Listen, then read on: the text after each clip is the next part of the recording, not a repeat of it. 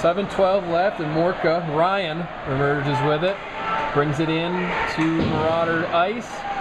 But St. Joe is there to clean it up for now, and they will clear the blue line. But Ferraro has it on a stick as Shenandoah backs up and tries to get something started up the right. Tries to play it over to Ryan Morka. Can't get it going though, and now St. Joe's going to bring it back in on the backhand as they pop it over the top. Sachs has it at the back though, and he's going to come out with a head of steam up the left side for Shenandoah. Dodges a couple Marauders. Now he's through mid-ice, loses his footing though.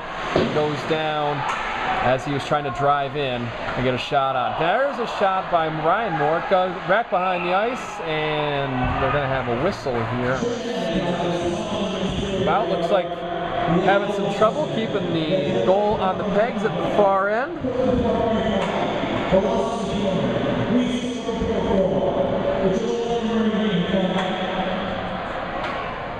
So having a little trouble keeping the ice or the goal attached to the ice on the far side.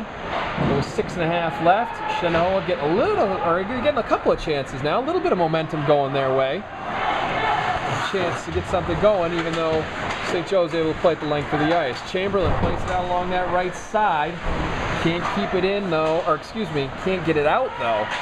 And Shenandoah is going to have to work to get this one out. Tardif finally gets it done as Brandon Morka works up the left edge. It's going to be collected at the back by Eric Paradowski for the Marauders. Coming back through neutral ice, unable to keep the handle on it. Shenandoah gets a couple sticks to it. Now they'll come in on the bouncer. Chance in the corner. But they're going to come right at you now. And Chamberlain fires along that right side, and it will go the length of the sheet. Or it does not go length of the sheet. St. Joe's actually able to get to it there. They're going to get a shot on Shenandoah Wills. They steal neutral ice and bring it in. And that time taking the chance was Brad Tardif, but he was denied on the play by Mark Mahari of St. Joe. 5.5 left, and we're going to have a whistle here, and we're going to go outside of the blue line. I believe it's going to be an interference call on Shenandoah.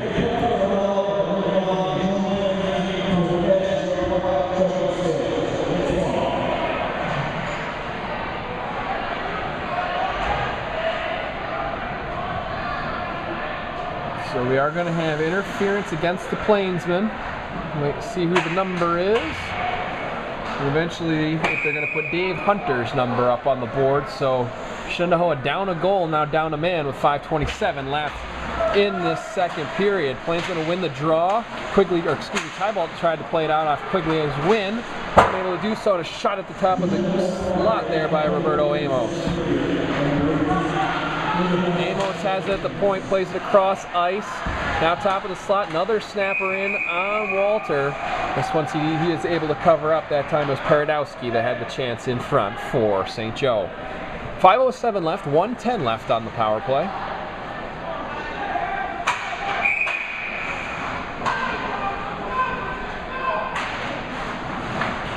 Draw won by Shenandoah. They're able to get it right off the rip, right out of the zone. Comes back in, but Quigley has it on his stick, and he'll flick it down the length. And Shenandoah just trying to bleed some time off the power play as St. Joe eventually, comes back with 50 seconds left on the man advantage. Through the circle, spraying up some snow at you is Roberto Amos. Amos in the corner now. Nope, they were good. Now they'll go back to Amos on that point corner. Tyler Mills has it, back to Amos. Amos gets a shot, but it is deflected high, now into the other corner. Chasing there is Paradowski, among others. Shen trying to just keep it killed in the corner. Max Papili there for the Plainsmen. Now they get it out and played across.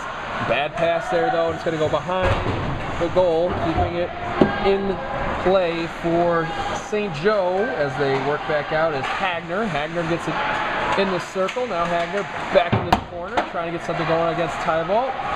Now Mills will drive in. No, he's going to drop it off actually, and the penalty comes to an end. 4 minutes left. Still 1-0. St. Joe is 0 for 3 on the man advantage tonight, but their one goal did come right after a power play last time. But Shenandoah was able to clear the zone for now and been able to get some fresh legs on the ice, at least 2 pairs, as it's shot into the corner. And Tybalt has it behind his own crease. Bad pass there. Shot in the slot on Walter. Still loose, and it's kicked into the corner. And what do you know? The goal is off the pegs. 3:27 left in the second period.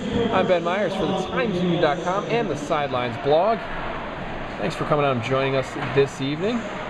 Second hockey game of the year for us here at Times Union. Well, for me personally, at least. We got Saratoga last week. See if we can sneak one in tomorrow as well. Miles taking the face-off there. Player down on the ice loses his stick, trying to see who it is, and it eventually looks like Peter Rousseau is the one who lost his stick. And we're going to have a hook called here against Shen. Looks like they're going to send Bierstow to the box. Nope, not Bierstow. Hang on.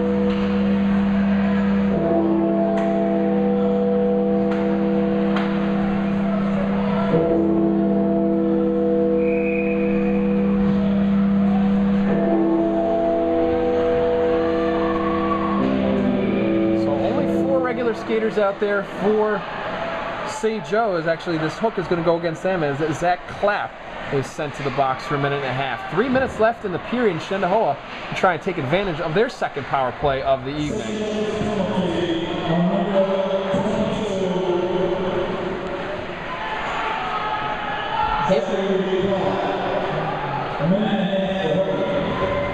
So Miles has it in the corner, works it back. Now they're in the corner once again. They get it out to Ferraro on the point. Ferraro winds, fires, hits a skate in front, goes into the corner. Brandon Morka's there on the rebound though. They get back to Ferraro. Morka on the left side, tries to play it across, hits a defender in front. Ferraro's able to hold in. Off the glass and back into that corner. Morka got a blade to it, but they were unable to keep control. And now it's going to be stuck in the side, and looks like we're going to have a hand pass called here against Shenandoah. So 38 seconds left on the power play, 2:24 left in the second period.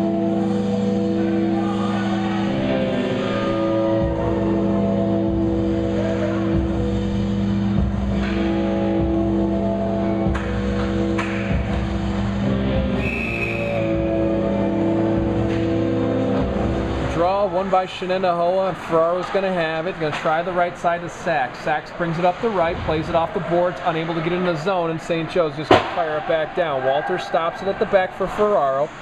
Ferraro gathers, trying to find somebody. Goes back to Sachs on the right. They'll try the same play. Try to bounce it out over the side to Brandon Morka. Gets through to Miles, though. Miles will bring it in on the left. Through the circle, now behind the crease. Looking for a pass, Now he fires one across, gets a good one there to Brandon Morka, who tries the backhander, but it's wide and to the right. And St. Joe's able to clear the zone. 4, 3, 2, 1. And now the power play comes to an end. 0 for 2 on the night is Shenandoah with a man advantage. 1:42 left in the period. Puck stuck in the corner as Sachs and Ferraro are on the scene. Eventually St. Joe's emerges with those. Krister goes high and wide to the left. It came off the blade of Zach Clapp, who just got out of the box. Ferraro has it behind, tries to fire it along the boards, hits Clapp in the chest though, and now Ferraro's going to get it back and do the same thing. Eventually gets it over to Morka. Morka loses the handle though, and it goes through the slot before it's collected by Ferraro and backhanded down the ice. A couple of skaters are going to change here. It looks like the defense is what's going to go off for the Plainsmen. 1:10 left, and we're going to have another penalty actually coming up here. Looks like it's going to be a trip against someone. Didn't see exactly who that one was called against, but we'll see who heads to the sin bin with 70 seconds left in the second period.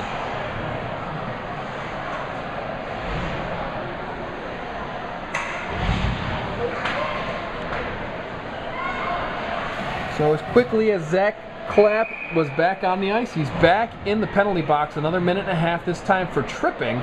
And it's going to give Shen the advantage for the rest of the period in the first 20 seconds of the third period. 0 for 2 tonight thus far is Shenandoah on the power play.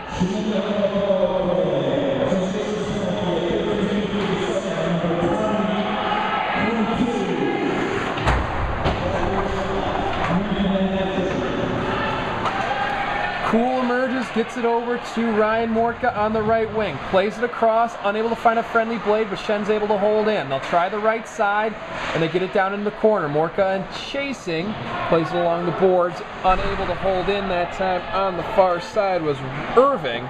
It goes back to Walter, and Cool gathers it for Shenendahoa.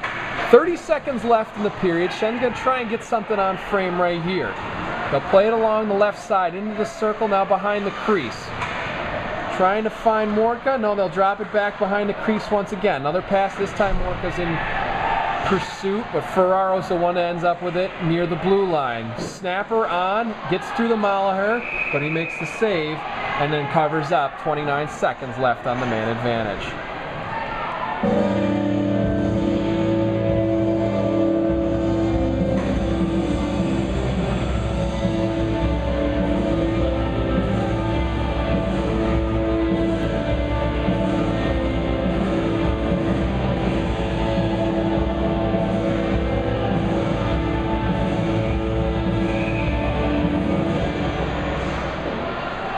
Face-off goes to Shenendahoa, only 6 seconds left to try and get a shot on. It goes along the boards, 3 seconds now, 2. Pass out to the blue line, will go over, and Shenendahoa is going to go into the second period locker room, down 1-0 to St. Joe Collegiate here on TimesUnion.com. I'm Ben Myers. We'll be back with the third period in just a few.